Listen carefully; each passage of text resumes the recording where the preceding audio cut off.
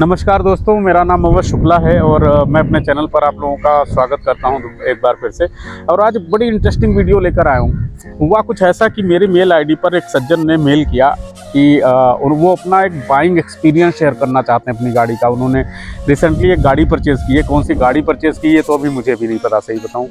But ये है कि उन्होंने काफ़ी गाड़ियाँ शॉर्टलिस्ट की थी और उसके बाद में उन्होंने स्कॉर्पियो एन बुक कराई थी।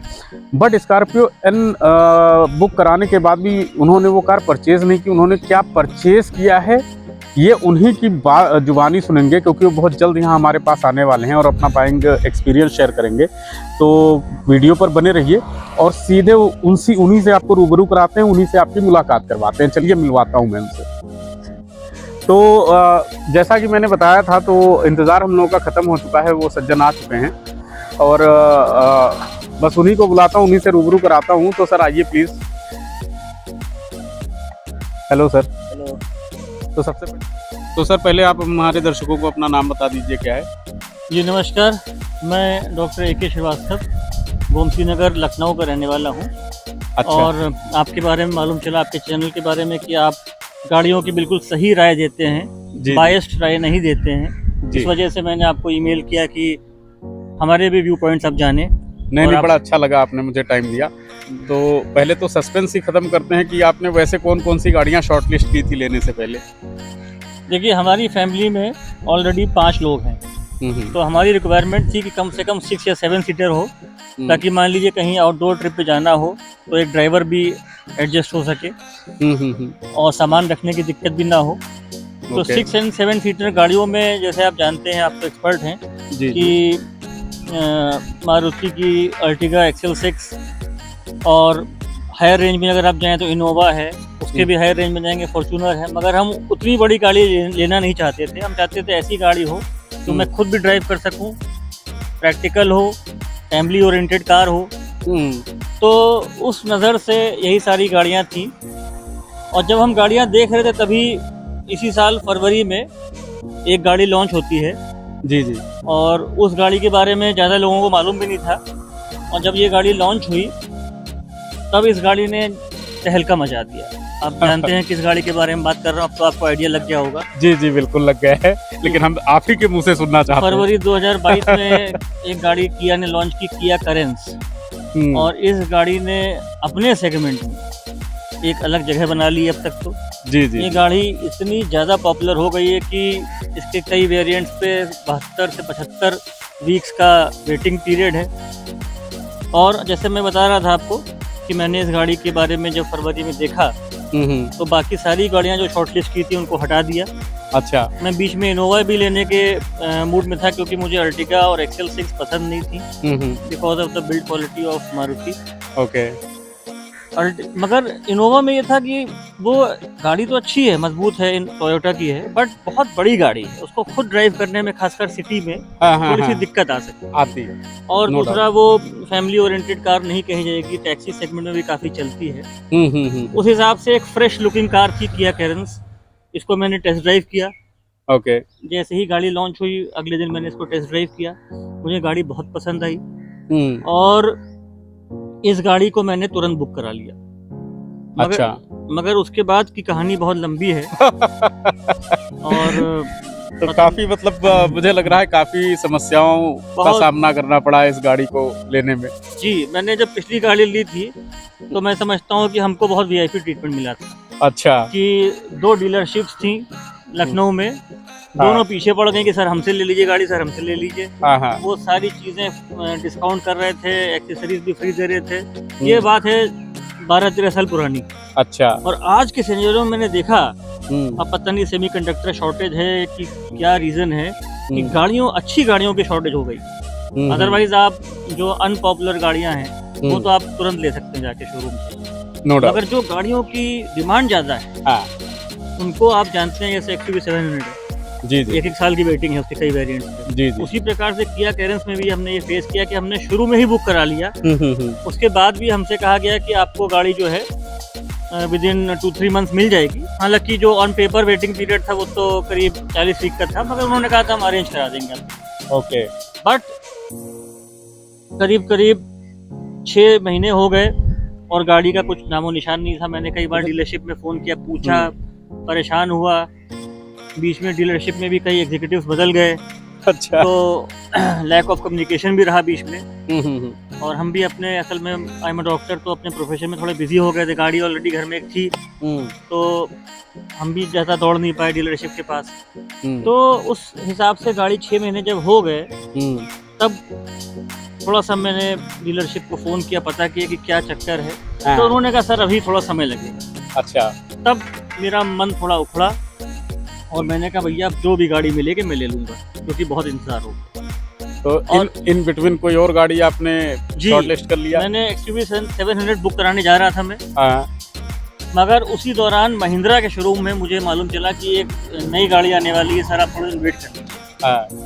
तो आप समझ गए होंगे गाड़ी जो अभी आई है जिसने तहलका मचा दिया है अपने फील्ड में। अब स्कॉर्पियो है। स्कॉर्पियो एन, मैंने उसकी टेस्ट ड्राइव ली। ओके। बहुत बढ़िया एक्सपीरियंस रहा, गाड़ी चलाने में बहुत स्मूथ गाड़ी है। आपको ये नहीं फील होगा कि आप इतनी बड़ी गाड़ी में बैठे हैं। ड्राइविंग अच्छी है, गाड़ी का एम्बियंस अच्छा है, गाड़ी का रोड प्रेजेंस बहुत सुंदर है। एक जैसे हम लोग अपनी देशी यूपी वाली भाषा में कहें, भौकाली गाड़ी। भौकाली है, और वो भी 7 सीटर थी। वो भी तो 7 सीटर। मैंने गाड़ी को टेस्ट ड्राइव ली, उस दिन बहुत भीड़ थी, तो बहुत देर तो मैं नहीं गाड़ी को दे पाया, बट 5-10 मिनट की टेस्ट ड्राइव ली मैंने। मुझे गाड़ी पसंद आई और मैंने उसको कार्ट में डाल दिया। जो प्रोसीजर था महिंद्रा ने दिया था, पहले कार्ट में डाल दीजिए। और शायद मेरे ख्याल से जुलाई लास्ट वीक में 31 जुलाई, शायद 30 जुलाई को उसका बुकिंग स्टार्ट हो रही थी। और महिंद्रा ने ये ऑफर किया था कि पहले 25,000 कस्टमर्स को वो गाड़ी जो है इंट्रोडक्टरी प्राइस पे देगी। अच्छा जी। तो मैंने उसका Z4 वेरिएंट जो करीब 16-17 लाख के आसपास आता है, उसको मैंने बुक कराया।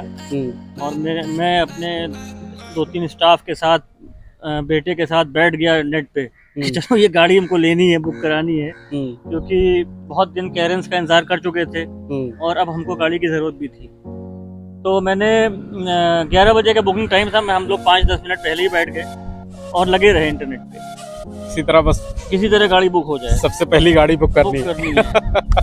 तो भगवान की कृपा रही, गाड़ी बुक हो गई। ओके। और मेरे पास महिंद्रा का कंफर्मेशन मैसेज आ गया कि congratulations, you are one of the first 25,000 customers and you will get the introductory price. वाह। तो ये एक मतलब सस्पेंस अभी खत्म नहीं हुआ है, सस्पेंस बना हुआ है, इसलिए आप लोग बने रहिएगा। फिर क्या हुआ? फिर ये हुआ कि भाई हमको स्कॉर्पियन पसंद थी, हमने उसको बुक करा लिया। 21,000 रुपये हमने अपने अकाउंट से डेबिट करके बुकिंग करा दी।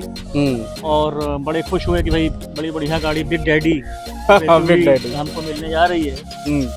मगर उसके बाद जो न्यूज़ आई, तो चीज़ों में मालूम चली कि भाई अभी गाड़ी मिलेगी नहीं।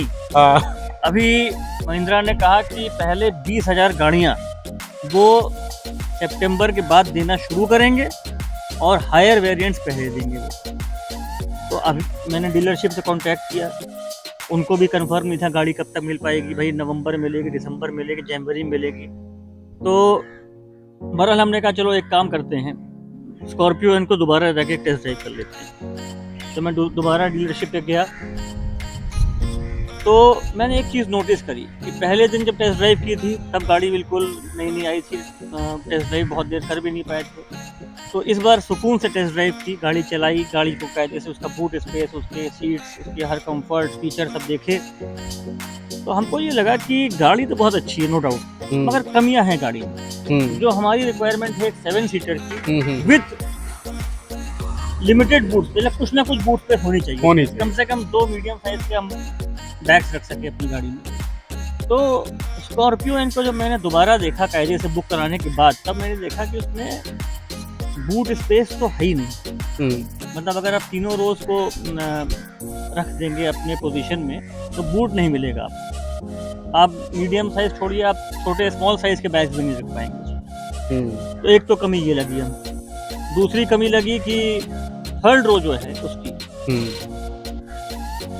उसमें 2-3 कमियां हैं। एक तो थर्ड रो उसकी स्प्लिट नहीं होती, जिससे आपकी फ्लेक्सिबिलिटी खत्म हो गया। बूट स्पेस बढ़ाना चाहे नहीं बढ़ा सकते। जबकि उनकी एक्सयूवी 700 में आप जैसे जानते होंगे 50-50 स्प्लिट है। हाँ, मगर पता नहीं महिंद्रा ने क्यों नहीं। दूसरी कमी ये थी कि जो सेकंड रो है वो स्लाइडिंग नहीं है, इस वजह से आप थर्ड रो की स्पेस इंक्रीज करना चाहें तो नहीं कर सकते। जबकि स्कॉर्पियो में, फॉर्च्यूनर में ये स्लाइडिंग रो दी है सेकंड रो, जैसे थर्ड रो बढ़ सकती है। अगर ज़रूरत हो आपको, मिडिल रो में बहुत लंबे चौड़े लोग नहीं बैठे हैं तो आप थर्ड सेकंड रो आगे खिसका दीजिए, थर्ड रो में जगह निकल आएगी।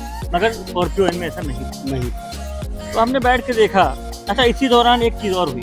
मैं जिस दिन सेकंड टेस्ट ड्राइव ले रहा था, मेरे पास किया के शोरूम से फ़ोन आया। अच्छा। कि सर आपने फरवरी में गाड़ी बुक कराई थी। हाँ। और मैं बड़ा सरप्राइज हुआ कि जैसे भूले बिसरे गीत होते हैं तो वैसे ही अब देखा एक भूला बिसरा गीत कहीं से सुनाई पड़ गया कि हम जिस गाड़ी को भूल चुके थे, पसंद बहुत थी हमको, मगर मिली नहीं रही। तो क्या करते, तो हम फोन आया कि सर आपने फरवरी में गाड़ी बुक कराई थी। मैंने कहा जी बिल्कुल कराई थी। कहने कि सर गाड़ी आ रही है, आपने ग्रे कलर में कराई थी, ग्रे नहीं मिलेगी, सिल्वर मिल रही है। तो मैंने कहा भाई मैं देखना चाहूंगा सिल्वर कलर, क्योंकि मेरे मन में ग्रे कलर बना हुआ था। तो मैं शोरूम गया, मैंने गाड़ी देखी तो सिल्वर कलर बहुत अच्छा लगा। मतलब ग्रे अपनी जगह पे अच्छा है, बट सिल्वर भी बहुत सुंदर लगा। तो अब मैं इस डिलेमा में था कि कौन सी गाड़ी लूं, स्कॉर्पियो एन की किया करेंस। तो मैंने दोनों के प्लस माइनस पॉइंट्स में, जब मैं थोड़ा सा मेरे अंदर एक आदत है, जब भी मैं कोई डिसीजन लेना होता है, कोई पेशेंट की डायग्नोसिस भी बनानी होती है, तो मैं हर चीज़ को नोट करता हूँ कि ये है, ये है, ये है, ये है, पॉइंट्स नोट करता हूँ। तब क्लियरिटी आती है कि इसको क्या ट्रीटमेंट देना चाहिए। इसी प्रकार से मैंने गाड़ी में किया कि किया करेंस में क्या क्या सही चीज़ें हैं, क्या कमियां हैं, और स्कॉर्पियो एन में क्या अच्छी चीज़ें हैं, कई क्या कमियां हैं। और नाप तोल के मैंने ये एनालाइज किया कि मेरी रिक्वायरमेंट के साथ स्कॉर्पियो एन अच्छी गाड़ी जरूर है, मगर किया करेंस बेहतर गाड़ी साबित होती है एज पर योर रिक्वायरमेंट। जी। तो आपने फिर वही गाड़ी ली। तो मैंने फिर स्कॉर्पियो एन में अभी तो कैंसिलेशन हो नहीं रहा है, बट मैंने ईमेल डाल दी है कैंसिलेशन के लिए। ओके। और मैंने फिर स्कॉर्पियो एन की जगह किया करेंस बुक कराई। गाड़ी मैंने, जब गाड़ी स्टॉक यार्ड में आ गई तो मैंने चेक किया। पीडीआई हो रही थी, मैंने पीडीआई देखी, बहुत कायदे से इसकी हर तरह से इसको देखा गाड़ी, सारे इसके फीचर समझे। और आज मेरी बेटी का बर्थडे भी है, इस दिन हमने गाड़ी जो है शोरूम से निकलवाई। बेटी के बर्थडे वाले दिन ही आपने आज कार परचेज जी, आज ही ली गाड़ी। ये संजोग देखिए होता है गाड़ी 6 महीने से बुक नहीं थी, हो सकता है यही दिन देखना रह गया था कि बेटी के बर्थडे के दिन गाड़ी मिलेगी। वाह। तो हम लोग बहुत खुश हैं, अच्छा एक्सपीरियंस रहा वहाँ पर शोरूम पे भी। उन्होंने काफ़ी अच्छी तरह से गाड़ी को, हम लोग को पहले फीचर समझाए, गाड़ी के बारे में डिटेल में बताया। ऐसे कई चीज़ें हम लोग को पहले से मालूम थी, बट ये उनका एक अप्रिसिएशन है कि उन्होंने तब भी सारी चीज़ें बताने का प्रयास किया, कस्टमर को सेटिस्फाई किया हर तरह से। तो आप लोगों को बातों बातों में पता लग गया कि सर ने ली किया कैरेंस है, और उनकी गाड़ी बिल्कुल बगल में खड़ी है। सबसे पहले उनकी गाड़ी दिखाएंगे और फिर और डिटेल में बात करेंगे कि उस गाड़ी में क्या क्या फीचर इन्होंने एनालाइज करने के बाद वो गाड़ी फाइनल की है। तो वो गाड़ी भी दिखाऊंगा, उसके फीचर्स भी दिखाऊंगा, और बल्कि आज मैं नहीं दिखाने वाला, आज डॉक्टर साहब ही आपको अपनी गाड़ी दिखाएंगे। आइए डॉक्टर साहब प्लीज। तो ये है डॉक्टर साहब की किया कैरेंस सिल्वर कलर की वेरिएंट। अभी वही उन्हीं से बात करेंगे कौन सा मॉडल उन्होंने लिया है। मैं थोड़ा सा आपको इसका आउटलुक दिखा दूँ। ये इसका फ्रंट है गाड़ी का, जो कि काफ़ी खूबसूरत लग रहा है। और इसके अगर साइड पोस्टर की बात करते हैं तो साइड से कैरेंस कुछ ऐसी दिखती है। और इसका अगर टायर साइज दिखाएं तो इसमें व्हील कवर दिए गए हैं सिल्वर कलर के, वो भी काफ़ी खूबसूरत है। इसका अगर मैं रेयर लुक आपको दिखाऊं तो गाड़ी रेयर से बिल्कुल ऐसी लगती है, आप देखेंगे तो रेयर, फ्रंट और साइड का प्रीव्यू मैंने दे दिया है। ऊपर इसके रूफ रेल और शार्क फिन एंटीना भी है, ये आप देख सकते हैं। तो ओवरऑल गाड़ी मुझे अच्छी लगी। बाकी डॉक्टर साहब से ही पूछते हैं उन्होंने क्या सोच कर ली। मैंने फ्रंट दिखाया था, पर एक बार थोड़ा सा डिटेलिंग में मैं आपको फ्रंट दिखाना चाहूँगा। आप देखेंगे तो इसकी जो हेडलैम्प्स हैं बहुत प्यारे डिज़ाइन किए गए हैं, बहुत स्लीक डिज़ाइन है। ये यहाँ पर DRS दिए गए हैं, और आप देखेंगे तो यहाँ पर भी ग्लोसी लुक दिया गया है, जो कि इसको बड़ा प्रीमियम बना रहा है। अगर आप यहाँ देखेंगे, यहाँ पर भी वाओ पियानो ब्लैक का इसमें भी कुछ टाइप दिया गया है, जो कि इसके लुक्स को काफ़ी इन्हेंस कर रहा है। साथ में यहाँ पर बम्पर देखेंगे सिल्वर है, और अगेन बीच में ब्लैक पोर्शन दिया गया है, और यहाँ पर सिल्वर कलर का डायमंड का डिज़ाइन दिया गया है, जो इसको और अपीलिंग बना रहा है और ज़्यादा प्रीमियम लुक दे रहा है। साइड में अगर आप देखेंगे तो ये देखिए, इसमें फ्रंट में भी पार्किंग सेंसर दिया गया है, तो अगर मान लीजिए आपको समटाइम्स क्या होता है, कोई ऐसा स्पॉट है जो आपको नहीं दिख रहा है, तो पार्किंग सेंसर की वजह से गाड़ी आपकी उस सिचुएशन में भी सेफ है, आपकी गाड़ी आगे टच नहीं होगी क्योंकि पार्किंग सेंसर आपको अलर्ट दे देगा। तो ओवरऑल गाड़ी बहुत अच्छी लगी मुझे। और डॉक्टर साहब, गाड़ी मैंने आपकी दिखा दी, पर ये आप कुछ बताएंगे कौन सा वेरिएंट है, डीजल है, पेट्रोल है, क्या क्या एनालाइज करने के बाद आपने फाइनल की ये गाड़ी? जी, ये वेरिएंट है 1.5 प्रेस्टीज पेट्रोल। अच्छा जी, ये वेरिएंट एक्चुअली करेंस में इनके पास 3 इंजन ऑप्शंस हैं। एक है 1.5 डीजल, ओके, दूसरा है 1.4 टर्बो और तीसरा है 1.5 नेचुरली एस्पिरेटेड। अच्छा यही इंजन शायद क्रेटा और सेल्टॉस में भी यही इंजन यूज होते हैं तीनों। अच्छा, तो ये इंजन आपको पता है उसमें यूज होता है, ट्रायल एंड टेस्टेड है, इसी वजह से आपने ये इंजन प्रेफर किया या प्राइस फैक्टर था या कुछ और रीजन था? जी जी, बिल्कुल बड़ा अच्छा सवाल है आपका, क्योंकि कई बार जब बीच में मेरी गाड़ी बुक हो चुकी थी और गाड़ी नहीं मिल रही थी, तो शोरूम से फ़ोन आया कि आप डॉक्टर साहब 1.4 ले लीजिए टर्बो या 1.5 डीजल ले लीजिए या हायर वेरिएंट में चले जाइए। मगर मैं बिल्कुल इस चीज़ के लिए पर्टिकुलर था कि मैं गाड़ी का वेट करूंगा, मगर मुझे वेरिएंट यही चाहिए। अब अच्छा, ये कॉस्ट इशू नहीं था। हाँ। शोरूम वाले यही चीज़ को शो कर रहे थे कि आप हायर वेरिएंट्स नहीं ले रहे हैं, कॉस्ट इशू है, मगर मैंने उनको कुछ भी एक्सप्लेनेशन नहीं दिया क्योंकि उनका काम है गाड़ी बेचना। करेक्ट। तो वो चाहेंगे कि हायर वेरिएंट कस्टमर ले। मगर मैंने गाड़ी लेने के पहले काफ़ी स्टडी की थी, लोगों से डिस्कस किया था और इस कंक्लूजन पे पहुंचा था कि पेट्रोल इंजन्स जो 2 इनके पास हैं, उसमें 1.5 naturally aspirated petrol engine is much better than the turbo engine. और 1.5 नेचुरली एस्पिरेटेड पेट्रोल इंजन सिर्फ 2 वेरिएंट्स में आता है। एक बेस वेरिएंट और दूसरा पेस्ट्री है जो बेस के ऊपर वाला है, just base and second above the base. तो बेस लेने का तो मतलब नहीं था कुछ, तो जो उसके बाद जो ऑप्शन बचा वो यही बचा। और क्योंकि मैं बता रहा था टर्बो तो मैं लेना नहीं चाहता था और डीजल इंजन की मेरी रिक्वायरमेंट नहीं है, क्योंकि अब आप देख रहे हैं कई शहरों में मेट्रोज में डीजल इंजन पे काफ़ी पाबंदियां लग रही हैं। 10 साल बाद उनका रिन्यूअल नहीं होता है। जी जी। और हमारी ड्राइविंग भी बहुत ज़्यादा नहीं है, एवरेज ड्राइविंग है, इसलिए उस हिसाब से डीजल इंजन का कोई खास रिक्वायरमेंट था नहीं।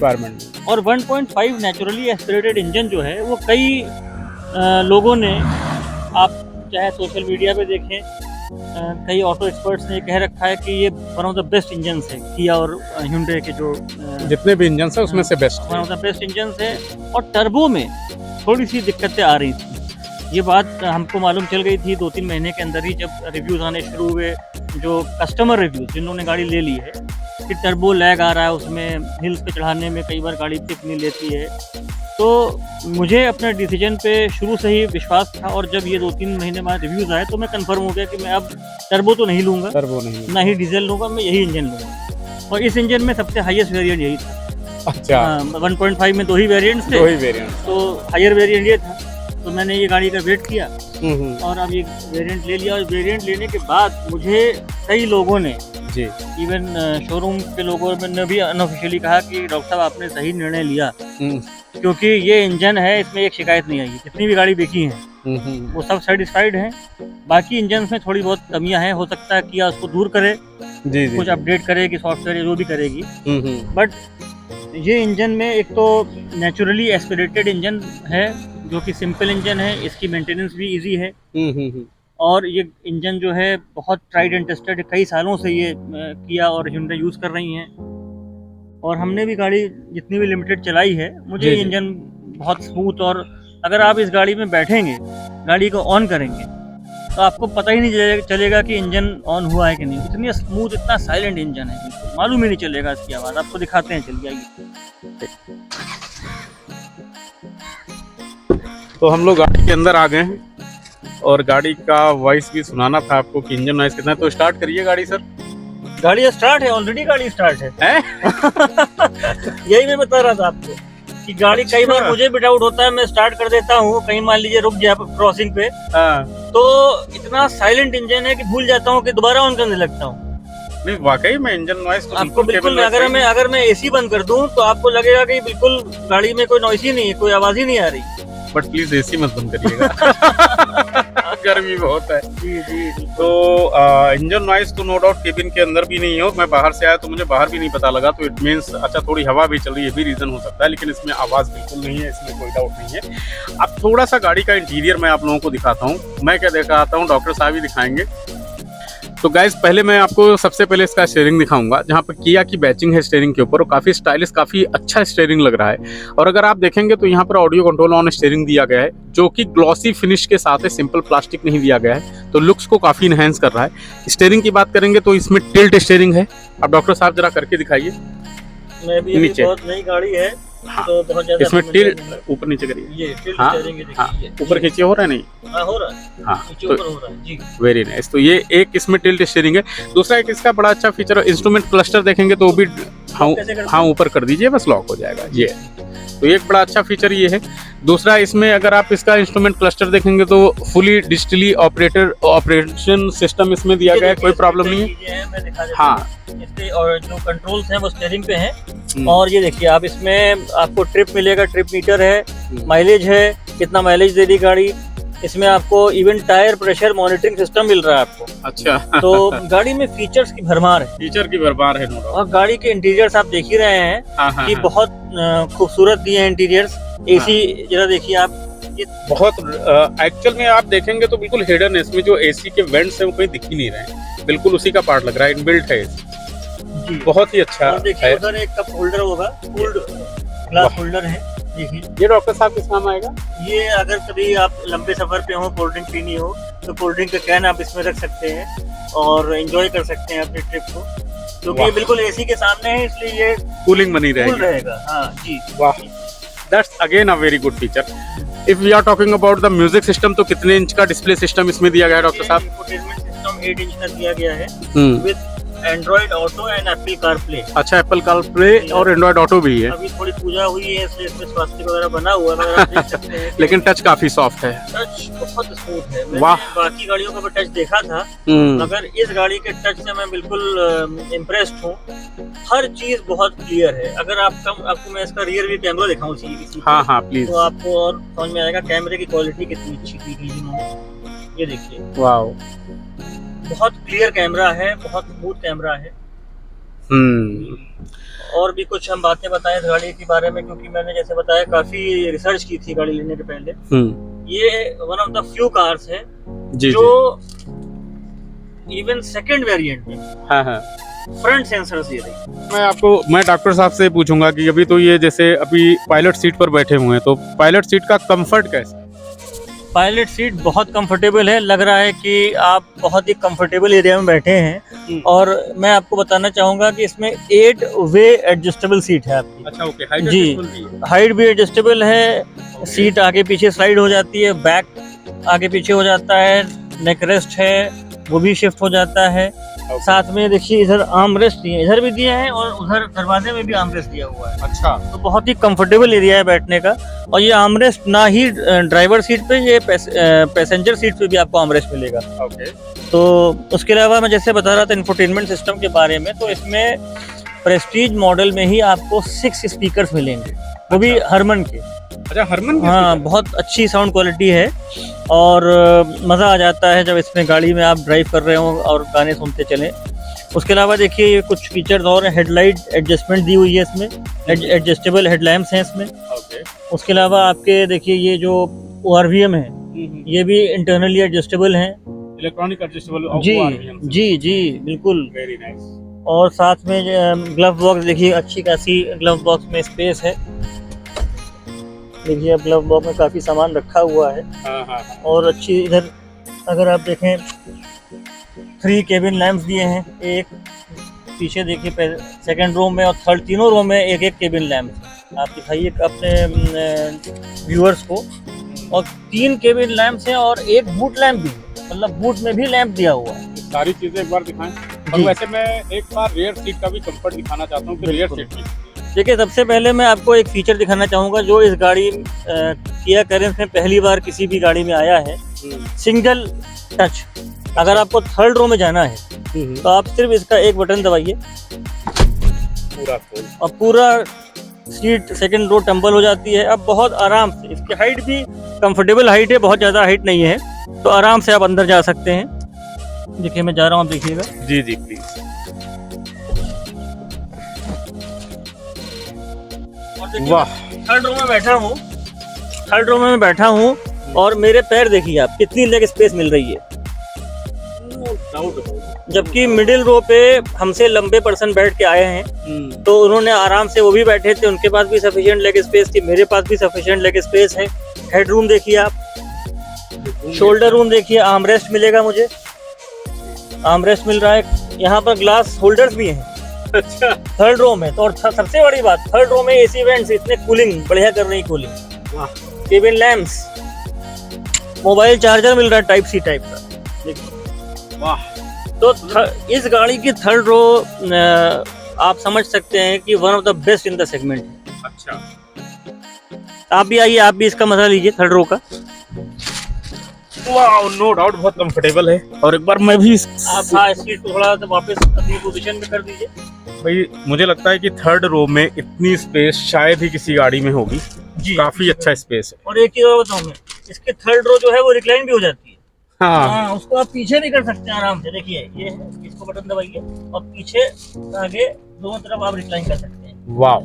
हेडरेस्ट भी आप मूव कर सकते हैं, हाँ, वो ऊपर नीचे कर सकते हैं। डिटैचेबल है नो डाउट जी बहुत सारे। अच्छा, पीछे यहाँ पर भी चार्जिंग पॉइंट इस साइड भी जी, दिया है। चार्जिंग पॉइंट दोनों तरफ भी है। वाह, मतलब कितने भी फोन हो, कितने भी फैमिली मेंबर हो, फोन बैटरी डाउन होने की टेंशन तो भूल ही जाओ आप इस गाड़ी में। अच्छा, एक चीज आपको मैं बताऊंगा शुक्ला जी, जी जी। कि आपने देखा होगा कि कई बार आप थर्ड रो में बैठते हैं इनोवा में या फॉर्च्यूनर में, तो आपको लगता है आप कैद हो गए।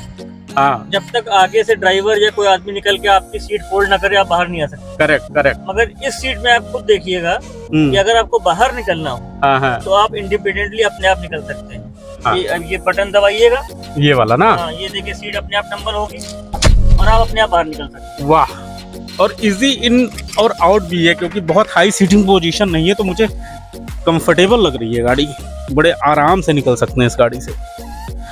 और तो रेयर सीट पे के जो डोर्स हैं आप देखेंगे तो उसमें भी ग्लास होल्डर और बोतल होल्डर की ऑप्शन दी गई है। वो भी एक नहीं, दो बोतल होल्डर की ऑप्शन दी गई है। Wow, very nice. तो गाइस, आप रेयर सीट पर भी देखेंगे तो लेग स्पेस की कोई कमी नहीं है। ऐसा नहीं कि थर्ड रो में अगर आपको लेग स्पेस बहुत ज़्यादा दे दिया है तो आपको सेकंड रो में कंप्रोमाइज़ करने की ज़रूरत है।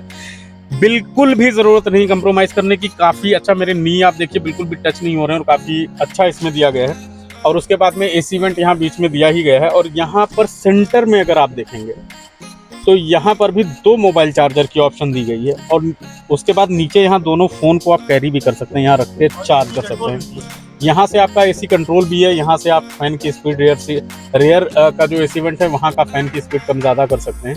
तो ओवरऑल गाड़ी तो बहुत अच्छी लगी मुझे। अब एक चीज और बताना चाहूंगा जी डॉक्टर साहब कि प्लीज। अगर आप थर्ड रो में आपसे ज्यादा हाइट का पर्सन बैठना चाहे तो आप अभी देखिए लेग स्पेस आपके पास बची हुई है। जी जी आप जी, चाहें तो सीट को थोड़ा और आगे स्लाइड कर सकते स्लाइड भी कर सकते हैं। ये हैं। फीचर वाओ, Scorpio N हाँ। में नहीं है। अच्छा, पूरा आगे मैंने स्लाइड कर दिया, उसके बाद भी नी नहीं टच हो रही। तो हमने फ्रंट की और रियर सीट की, उसके बाद थर्ड रो की, सबकी स्पेस देखी। लेकिन अभी चूंकि जैसा कि जो 7 सीटर गाड़ियां होती हैं जिसमें थर्ड रो में भी सीटिंग दी जाती है, कहा जाता है कि उसमें बूट स्पेस बिल्कुल खत्म हो जाता है। लेकिन डॉक्टर साहब का ये मानना है, उन्होंने मुझे बताया भी कि इसमें बूट स्पेस भी बहुत अच्छा है। तो एक बार वो जरूर देखना चाहूँगा कि जैसा डॉक्टर साहब कह रहे हैं वैसा ही बूट स्पेस है या कुछ कंप्रोमाइज़ करने वाली सिचुएशन है। तो डॉक्टर साहब प्लीज़ एक बार बूट स्पेस दिखाइए। जी बिल्कुल, देखिएगा। एक तो रियर व्यू देखिए, कितना गाड़ी रियर से कितनी वाह। कॉस्ट लगती है। तो मैंने बताया था फ्रंट सेंसर है, बैक सेंसर्स भी हैं इसमें। देख रहे हैं आप? हाँ, और नो डाउट। गाड़ी में देखिए ये टेल लैंप और ये बीच में एक रनिंग लाइट दी गई है, बहुत सुंदर लगती है। बहुत सुंदर लग रही है। बूट देखते हैं, चलिए। Wow, huge. 206 लीटर की बूट कैपेसिटी ऑन पेपर है, मगर आप देखिए कि इसमें अगर आप मीडियम साइज के 2 सूटकेस रखेंगे तो आ ऐसे सकते अगर हैं। हम इसको 2 सूट यूं रखेंगे, हाँ, यूं रख तो के आप आराम से 2 तो बड़े आराम से आएंगे। मुझे लग रहा है उसके बाद भी थोड़ी जगह बच जाएगी। बचेगी। और अगर आपकी फैमिली में 5 लोग हैं और आपको थर्ड रो नहीं यूज करनी है, हाँ हाँ हाँ, तभी मैं दिखाता हूँ आपको क्या ऑप्शन है। कितनी ज्यादा स्पेस निकल सकती है इस गाड़ी में। ये यहाँ से हाँ, तो देखिए, अब देखिए कितनी बढ़िया बूट स्पेस निकल रही है। वाओ। और मुझे ऐसा लग रहा है कि ये गाड़ी फ्लैट बेड में कन्वर्ट हो चुकी है। बिल्कुल, आप बैठ के देखिए, लेट के देखिए। हाँ। देखिए, मैं हटाता हूँ। अच्छा, मैं लेट जाऊं? हाँ, बिल्कुल लेट जाएंगे। ये देखिए दोस्त, आराम से थोड़ा और अगर एक पिल्लो हो तो रखेंगे और आराम से सोते हुए राइड का मजा लेंगे। नो डाउट बहुत ही अच्छी स्पेस दी गई है। और यहाँ देखेंगे, यहाँ पर जो इसके ऊपर ट्रे दी गई है बिल्कुल फ्लैट बेड बनाने के लिए ही दी गई है। नॉर्मली बूट स्पेस का जो ये ट्रे होता है वो काफी नीचे होता है, उसे फ्लैट बेड में कन्वर्ट नहीं होती, पर इस गाड़ी में आप देखेंगे पूरा फ्लैट बेड बन चुका है। अब देखिए, इसमें बूट लैंप भी होगा, देखिए आप। हाँ, ये देख, नो डाउट बहुत आराम से आप- ये बूट लैम्प की भी ऑप्शन है इसमें। भाई मैं तो इस गाड़ी को, और अगर आप देखेंगे तो रियर सीट में भी बोतल होल्डर है। आप कोई भी कोल्ड ड्रिंक की कैन रखनी है, वाटर बोतल रखनी है तो एसी वेंट दिया गया है, कूलिंग बनी रहेगी, आप अपने ड्रिंक को एंजॉय कर सकते हैं।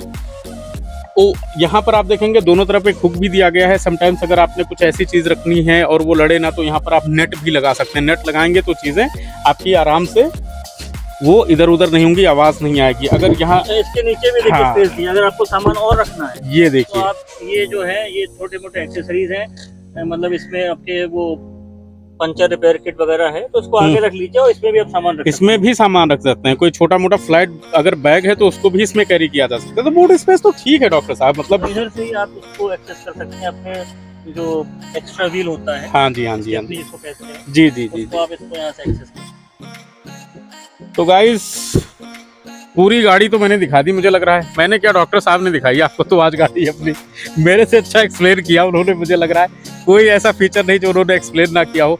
ओवरऑल गाड़ी देख के मज़ा आया और डॉक्टर साहब ने भी अपना समय दिया और पूरी गाड़ी दिखाई। इतना बिजी शेड्यूल होने के बावजूद भी उनको ये लगा कि मेरे फीडबैक का एक लोगों पे इम्पैक्ट पड़ेगा, एक सही एडवाइस जानी चाहिए, उस हिसाब से इन्होंने आप लोगों के लिए बेसिकली ये वीडियो बनाई है। तो मैं तहे दिल से पहले तो उनका शुक्रिया अदा करना चाहूँगा। तो thank you so much doctor साहब for your kind of time. Guys आपको पता है जो डॉक्टर साहब ने इतनी स्पेस दिखाई है, बेसिकली वो स्पेस आई कहाँ से? वो स्पेस आई है गाड़ी के व्हील बेस से। इस सेगमेंट का सबसे हाईएस्ट व्हील बेस है इस गाड़ी का, जिसकी की वजह से आप देखेंगे तो सारी रो में लेग स्पेस बहुत अच्छा है और बूट स्पेस भी बहुत अच्छा है। और उसके बाद में मैं और एक चीज़ और बताऊंगा, ऐसी इन्फॉर्मेशन आपको मिलती रहेंगी। अगर आपको ऐसी इन्फॉर्मेशन चाहिए तो मेरे चैनल को ज़रूर सब्सक्राइब करिएगा, लाइक करिएगा, शेयर करिएगा।